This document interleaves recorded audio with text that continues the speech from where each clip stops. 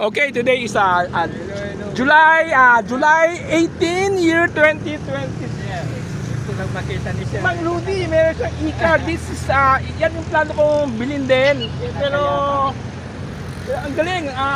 Mang Rudy, his home is in Fairview. Bino mo Fairview, nag-drive siya papuntang... Yeah. anong maximum speed to? 65 umabot. Pwede na. 65, ang galing. Credit kasi. Oh. Ito yung loob niya. Yeah, automatic. Parang parang Corolla na automatic.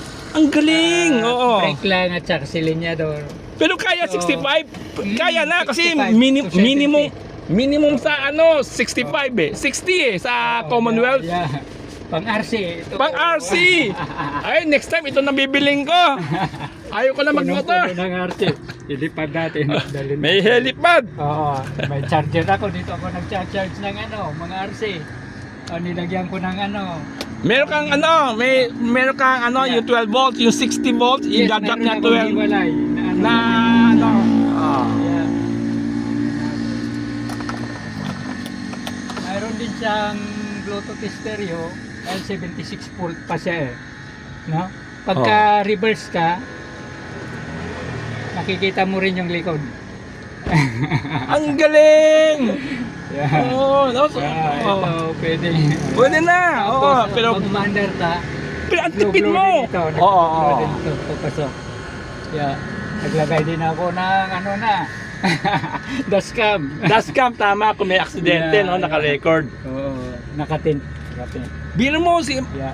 si Mang Rudy galing pa lang Fairview going to UP. Ilang kilometer 'yon? Siguro may 25. 25 kilometers. Balikan sobra-sobra. Sobra pa 25 bumalik. Yung dating may-ari kasi binahi niya mula Cavite hanggang sa North Fairview. Kaya. Oo. Pero ang range niyan, ilan? Battery niya dito. Oo, 6 pieces na 12 volts, 58 amperes. Itong mataas. 58 ampere hour. Oo. So lead acid siya. Yeah. Lead acid. Pwede rin yung gel type.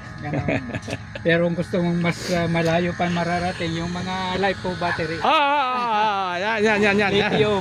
Next time, ito lang bibilin ko. Hindi na ako magmomotor. Oo. Next time, ito yan ang bibilin ko. Ang mura lang.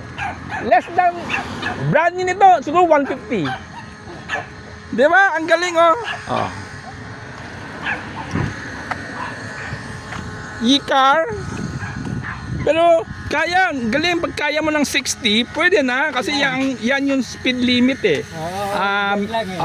Pwede. Hindi ka naman aangat doon eh. Yeah. Pero for 80 muna na siya, 85,000 halos nakuha mo ng kalate. Saka nakamags na siya. Nakamags pa. Yung reserve akong gulungan dito. May asa makina niya? Ando dun sa likod yung pinaka-motor niya. Yung parang motor ng e-bike. Oo. Yan. Yan. Ang tipid nito. Ang liit niyan. Pero parang hindi ako makapaniwala na sa liit na motor, kaya niya 60 to 65. Okay, parang yung malaking e-bike na pinaganda. Pero pwede na. Sana sigurado yun. Hindi tulad ng e-trike, di ba? Pwede to sana. Commonwealth ako dumada. Kung yali, meron pang pero hindi ka naka-register dito. Lang yan. Papaganda lang. Okay. Okay. Ano lang yan, dekorasyon lang yan. Oo. At saka nilagay ko na ito. Dekorasyon lang yan. At saka ito. No, may hood, may nabubuksan tong hood. Ay, nabubuksan yan. May lagay ng mga gamit. Galing. Buksan Okay na yan. Hindi na. Okay na to. Yan na lang, laro tayo. Laro tayo. Kasi ang dami, lagi ko na nakikita kay E-Baste na Ibaste. Oo. Saan ka mas malapit? Oo. Sila.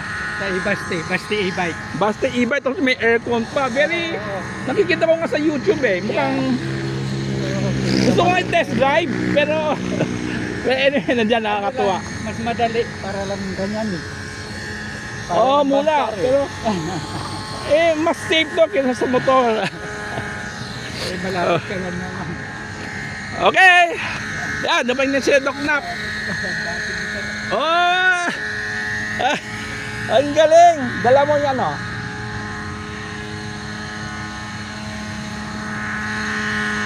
Ramba, dala mo? Hindi. Okay, that's about it. Thank you.